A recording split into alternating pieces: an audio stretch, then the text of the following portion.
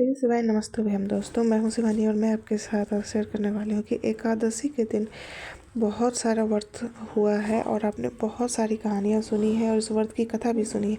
लेकिन आपको क्या पता है कि निर्जला एकादशी हो या फिर कोई भी एकादशी हो, इस दिन अगर आप कुछ चीज़ों को नहीं खाते हैं तब जाकर आपका एकादशी व्रत सफल होता है।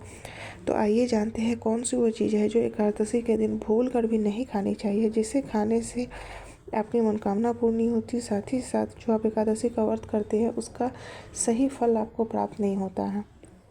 तो आज मैं आपको बताऊंगी कौन सी वो चीज़ें हैं जिसे एकादशी के दिन भूल कर भी घर में भी नहीं लाना चाहिए। तो पहले हम खाने पीने की चीज़ें बात करेंगे, तो पहले दाल की बात करेंगे हम। जैसे कि उड़द दाल स्क्रीन पर देख रहे होंगे आप, उड़द दाल नहीं खानी चाहिए एकादशी के दिन। इसके साथ मसूर दाल जो होती है, लाल वाली दाल, ये भी नहीं खानी चाहिए। इसकी जगह पर आप चने की दाल खा सकते हो। और इसके साथ ही साथ आप तापसी भोजन नहीं कर सकते हो। तापसी भोजन यानी कि लहसुन प्याज। कहा यह जाता है कि जब समुद्र मंथन हुआ था और अमृत निकला था, तब राहु ने थोड़ा सा अमृत पी लिया था और उसका जो अमृत पिया उसके मुंह का जो जूठन गिरा वो जाकर लहसुन प्याज बन गया। तो एक तरह से ये अमृत भी है, लेकिन ये राहु का जूठा है, यानी राक्षसों का जूठा है, इसलिए ये तापसी भोजन कहता है। तो भूल कर भी जब आप एकादशी व्रत करो तो लहसुन प्याज रसोई घर में नहीं होनी चाहिए, जिससे जाकर आपका व्रत ना खंडित हो। इसलिए हम लहसुन प्याज किसी भी व्रत में नहीं खाते हैं और एकादशी के दिन तो बिल्कुल भी भूलकर भी नहीं खानी चाहिए। इसके साथ ही फल में आता है सलगम। तो सलगम आपको नहीं खानी चाहिए एकादशी के दिन। यह भी तामसिक भोजन में तो नहीं आता है, लेकिन सलगम नहीं खानी चाहिए क्योंकि यह भी लहसुन प्याज की तरह ही उसी जगह पर उगाया जाता है। इसलिए भूल कर भी आप सलगम की कोई भी बनी हुई चीज़ें एकादशी के दिन ना खाएं। इसी के दिन आपको दांत भी किसी भी मंजन या फिर टूथपेस्ट से नहीं धोना चाहिए। इसके साथ ही अगर आप दतमन का यूज करते हैं या फिर हाथों से ही कर लेते हैं तो वो सही होता है। इसके साथ ही आपको नाखून और बाल भी नहीं कटवाने चाहिए। कहा जाता है कि एकादशी के दिन जो भी नाखून और बाल काटता है उस पर पाप लगता है और उसे एकादशी का सही और शुभ फल प्राप्त नहीं होता है। इसलिए इस दिन भूल कर भी नाखून ना काटें। एकादशी के दिन चावल भी नहीं खानी चाहिए। हाँ दोस्तों, आपने सुना होगा कि एकादशी के दिन भूल कर भी चावल नहीं खानी चाहिए जब आप एकादशी का व्रत रखते हैं तो, क्योंकि कहा यह भी जाता है कि एकादशी के दिन सारे पाप जो होते हैं वो चावल में जाकर छुप जाते हैं।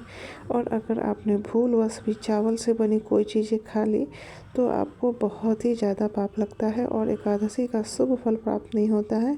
सो यह गलती कभी ना करें। एकादशी के दिन भूल कर भी चावल नहीं खानी चाहिए, नहीं तो आपको एकादशी का फल नहीं बल्कि उसका दंड भी प्राप्त हो सकता है।